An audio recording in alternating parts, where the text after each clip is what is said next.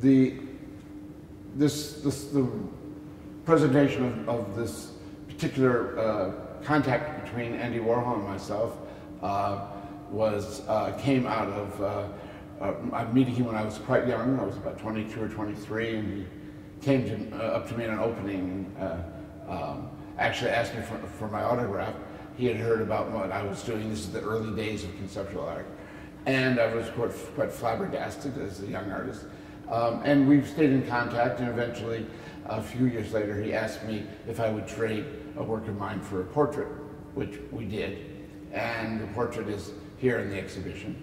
It was the portrait he did, as I understand it, only about 6 double portraits. The rest were either 4 or single ones. So that made it a little bit an unusual part of a smaller group of works of his.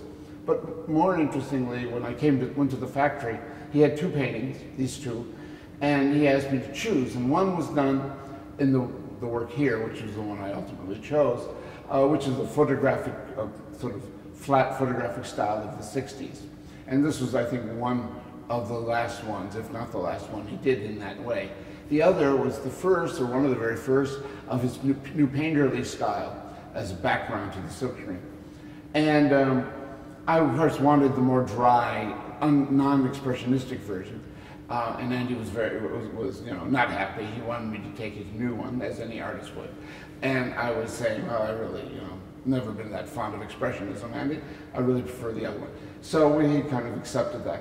And then I gave him my work, which was 1 in 3 shadows. And of course, he knew he was going to get 1 in 3 something. That's what he had asked for. But he expected something, a piece of furniture, a chair, like it's a MoMA or something like that. But I gave him the work that nobody wanted, but which I liked a lot, which was a shadow, because there's essentially nothing there. There's no object. And so here for this installation of it, we borrowed this from the Andy Warhol Museum in Pittsburgh. But this work, like all the work in this series, must be rephotographed whenever it's moved, because even in the case of a chair, the wall behind it and the floor under it has to be identical when you look at the photo as when you look at the chair.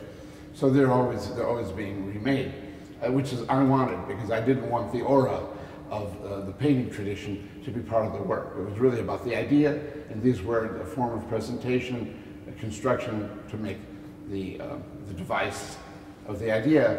And so they're all exhibition copies of this kind of work.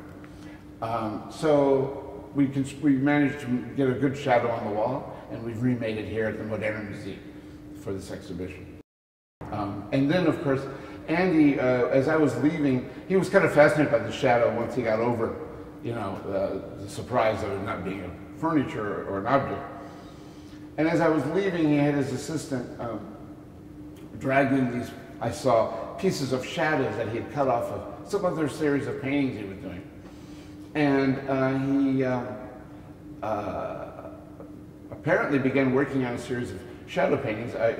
I talked to him about some years later that he did, which now many of them are in the Dia Foundation, and there's some others that are not, and this one we borrowed from the Moderna Museum in Denmark.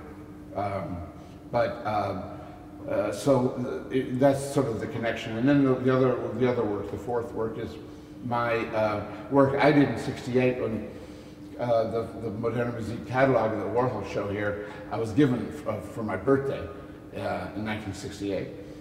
And not long after the show opened.